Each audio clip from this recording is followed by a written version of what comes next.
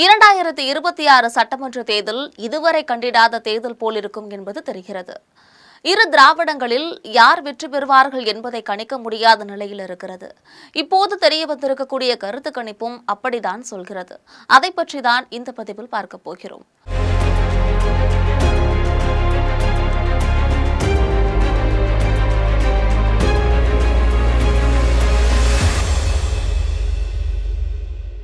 விறுவிறுவென வேகமெடுத்து விட்டது தேர்தல் ரேஸ். உள்ளே வெளியே என போக்கு காட்டிக் கொண்டிருந்த கூட்டணி கட்சிகள் ஓரளவுக்கு தெளிவாகிவிட்ட நிலையில் திமுக, அதிமுக இருதரப்பும் மூச்சிறைக்க வெற்றியை நோக்கி ஓடிக்கொண்டிருக்கிறது. வெற்றி கோட்டை எட்டி பிடிப்பதில் இவர்களுக்கு இடையே உள்ள வாக்கு சதவிகிதம் வெறும் 2.5 மட்டுமே என்பதுதான் சமீபத்திய சர்ப்ரைஸ். இந்த வாக்கு வித்தியாசத்தை ஈடுகட்டவும் வெற்றியை உறுதி செய்திடவும் கேம் சேஞ்சர்களை சரிகட்டி எப்படியாவது கூட்டணியை பலப்படுத்திட இரு கட்சிகளும் மேற்கொண்டு வரும் சாமதான பேததண்ட முயற்சிகள்தான் இப்போதைய சூழல்ல சூடான பொலிட்டிக்கல் பொடிமாஸ். தமிழக அரசியல்ல தற்போது 4 முனை போட்டி நிலவுவதால இதுவரை தேர்தல் களம் ஆளும் கட்சியான திமுகவுக்கு சாதகமாக தான் இருக்கிறது.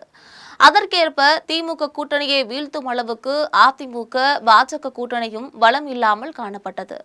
இந்த நிலையில தான் பாஜக எடுத்த தீவிர முயற்சிகள் தான் அன்புமணி மற்றும் டிடிவி ஆகியோர் கூட்டணியில் இணைந்தனர்.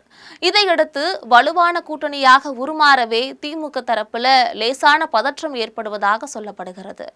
சமீபத்தில் வாக்காளர்கள் மத்தியில் திமுக கூட்டணி மற்றும் அதிமுக கூட்டணிகளோட வாக்கு வங்கி குறித்து ஆளும் தரப்புல ஓர் ஆய்வு நடத்தப்பட்டிருக்கிறது. இதுல திமுகவுக்கு டஃப் கொடுக்கக்கூடிய அளவுக்கு அதிமுக கூட்டணி தயாராகி இருப்பதாக தகவல்கள் வெளியாகி இருக்கிறது. அந்த ஆய்வில் தமிழகம் முழுவதும் மொத்தமாக திமுக கூட்டணியில திமுகவுக்கு 26.5%, காங்கிரசுக்கு 3.03%, சிபிஎம்முக்கு 0.35%, சிபிஐக்கு 0.49%, பிசிகவுக்கு 1.43%, மக்கள் நீதி மையத்திற்கு 0.42%, வேல்முருகன், கொங்கு ஈஸ்வரனின் உள்ளிட்ட பிற கட்சிகளுக்கு 0.53% என மொத்தமாக 32.6% வாக்குகள் கிடைக்கும் என்று எதிர்பார்க்கப்பட்டிருக்கிறது. அதேபோல அதிமுக கூட்டணியில அதிமுகவுக்கு 24.17%, அன்புமணி பாமகவுக்கு 2.28%, பாஜகவுக்கு 2.12%, அமமுகவுக்கு 1.15%, வாசன் உட்பட இதர கட்சிகளுக்கு 0.45% என மொத்தமாக 30.17% ஓட்டுகள் கிடைக்கும் என்று தெரிவிக்கப்பட்டிருக்கு. இந்த இரு கூட்டணிகள் பெரும் மொத்த ஓட்டு சதவிகிதத்தின் வித்தியாசம் 2.43% மட்டுமே. இதன்படி பார்த்தால் அதிமுக கூட்டணியை விட திமுக கூட்டணி சுமார் 2.5% ஓட்டுகள் வித்தியாசத்தில் முந்துகிறது. இதனைத் தொடர்ந்துதான் இரு கூட்டணிகளின் தரப்பிலும் வெற்றிக்கு தேவைப்படக்கூடிய அந்த 2.5% வாக்குகளை பெறுவதில் தீவிர முயற்சிகளை மேற்கொண்டு வருகின்றன. குறிப்பாக பார்த்தோம் என்றால் இன்னும் கூட்டணியில் இணையாத சீமான், ராமதாஸ், பிரேமலதா உள்ளிட்ட கேம் சேஞ்சர்களை தங்களுடைய பக்கம் இழுக்க அல்லது இவர்களை வைத்து எதிர்தரப்புக்கு கடும் சேதாரத்தை ஏற்படுத்த இரு தரப்புகளும் தீவிர முயற்சிகளில் ஈடுபட்டு. இது தவிர எடப்பாடி படுவேகமாக தேர்தல் வாக்குறுதிகளில் ஒரு பகுதியை வெளியிட்டார். மேலும் ஒவ்வொரு தொகுதியிலும் இருக்கக்கூடிய பலவீனங்களை சரி செய்ய தனி டீம் அமைத்து கண்காணிப்பு பணிகளிலும் இறங்கியிருக்காரு. இன்னொரு பக்கம் தேமுதிக, புதிய தமிழகம், பாமக, ராமதாஸ் ஆகிய கட்சிகளை கூட்டணிக்குள்ள கொண்டு வருவதற்கான ஏற்பாடுகளை பாஜக மிக தீவிரமாக மேற்கொண்டு வருகிறது. இப்படியாக பாஜகவின் முயற்சிகள் பலித்தால் அதிமுக கூட்டணியை அசைத்து பார்ப்பது திமுக கூட்டணிக்கு கஷ்டம். இது தவிர எடப்பாடி படுவேகமாக தேர்தல் வாக்குறுதிகளில் ஒரு பகுதியை வெளியிட்டார். மேலும் ஒவ்வொரு தொகுதியிலும் இருக்கக்கூடிய பலவீனங்களை சரி செய்ய தனி டீம் அமைத்து கண்காணிப்பு பணிகளிலும் இறங்கியிருக்காரு. இன்னொரு பக்கம் தேமுதிக, புதிய தமிழகம், பாமக, ராமதாஸ் ஆகிய கட்சிகளை கூட்டணிக்குள்ள கொண்டு வருவதற்கான ஏற்பாடுகளை பாஜக மிக தீவிரமாக மேற்கொண்டு வருகிறது. இப்படியாக பாஜகவின் முயற்சிகள் பலித்தால் அதிமுக கூட்டணியை அசைத்து பார்ப்பது திமுக திமுக கூட்டணிக்கு கஷ்டம். வெற்றி வாய்ப்பும் கை நழுவ வாய்ப்பு இருக்கிறது என்பதனை உணர்ந்து வைத்திருக்கிறது திமுக. ஆகவே அதிமுக கூட்டணியை பலவீனப்படுத்தக்கூடிய முயற்சியில வரிந்து கட்டி இறங்கி இருக்கிறது திமுக. இதற்காக தேவைப்படக்கூடிய கட்சி நிதி, தேர்தல் செலவு ஆகியவற்றை திமுக தரப்புல பார்த்துக் கொள்வதற்காக ஒரு எம்பி மூலமாக ராமதாஸ் தரப்புக்கு சொல்லப்பட்டிருக்கிறது. என்னதான் மாம்பழம் சின்னம் அன்புமணி வசம் இருந்தாலும் களத்தில் அன்புமணிக்கு எதிராக ராமதாஸ் நெஞ்சுருக்கி பேசக்கூடிய பேச்சுகள் மூலமாக பாமக வாக்குகளை உடைக்க முடியும் என திடமாக நம்புகிறது திமுக. இது தவிர அரசியல் சார்பில் சில அறிவிப்புகளை வெளியிட்டு கூடுதல் வாக்குகளை பெறும் முயற்சியிலும் இறங்கியிருக்கிறார் ஸ்டாலின்.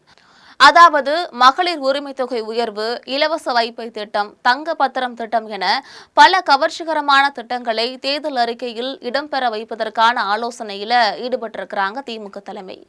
இதையெல்லாம் தாண்டி தாவேக தலைவர் விஜய்க்கு எதிராக சீமானை நினைத்த போதெல்லாம் திமுக கொம்பு சீவி விடுகிறது எனவும், சீமானுடன் டச்சில் இருக்கக்கூடிய திமுகவின் நெருங்கிய அதிகார மையம் ஒருவர் எக்காரணத்தை கொண்டும் அதிமுக பக்கம் சாய்ந்து விடாதீர்கள், உங்களுக்கு வேண்டியதை நாங்கள் செய்கிறோம் என தொடர்ந்து உறுதியளித்து வருவதாகவும் சொல்லப்படுகிறது. இப்படியான திமுக கட்சியின் வேலைகளை அறிந்து வைத்திருக்கக்கூடிய எடப்பாடி அதனை சமாளிக்க பல வியூகங்களை அமைத்து வகுக்கிறார். முதற்கட்டமாக வாக்காளர்கள் மத்தியில செல்வாக்குள்ள வேட்பாளர்களை மட்டுமே களத்தில் இறக்குவது என்று முடிவு செய்திருக்கிறார். சென்னையில் மொத்தமுள்ள 16 தொகுதிகளில் 7 தொகுதிகளை மட்டுமே கைப்பற்ற முடியும் என்பதை குறித்து வைத்திருக்கக்கூடிய எடப்பாடி வெற்றி வாய்ப்பு இருக்கக்கூடிய தொகுதிகளுக்கு ஏற்ப இப்போதே வேட்பாளர்களை தேர்வு செய்து வைத்திருக்கிறார். அதேபோல் வாக்கு வங்கிகளை பலப்படுத்த வட மாவட்டத்தை சேர்ந்த ஒரு மாஜி அமைச்சர் ஒருவர் மூலமாக பாமக நிறுவனர் ராமதாஸை சமாதானப்படுத்தக்கூடிய முயற்சியிலையும் இறங்கியிருக்கிறார். அந்த மாஜி ராமதாஸின் மகள் ஸ்ரீகாந்தியிடமும் சில ஆஃபர்களை பற்றி பேசி வருவதாக சொல்லப்படுகிறது. இதன் மூலமாக திமுக பக்கம் ராமதாஸ் செல்வதை தடுக்க முடியும் என நம்புகிறது. அதிமுக தேமுதிகவிடம் பல ஆஃபர்களையும் வெளியிட்டிருக்காங்க. இவை தவிர 8% வாக்குகளை வைத்திருக்கக்கூடிய சீமானை தங்களுடைய பக்கம் எப்படியாவது இழுத்து வந்துட வேண்டும் என்று திமுக, அதிமுக இரு தரப்புமே கடும் முயற்சிகளை மேற்கொண்டு வருகின்றன. ஆனால் இதற்கெல்லாம் சீமான் அசைந்து கொடுப்பது போல் தெரியவில்லை.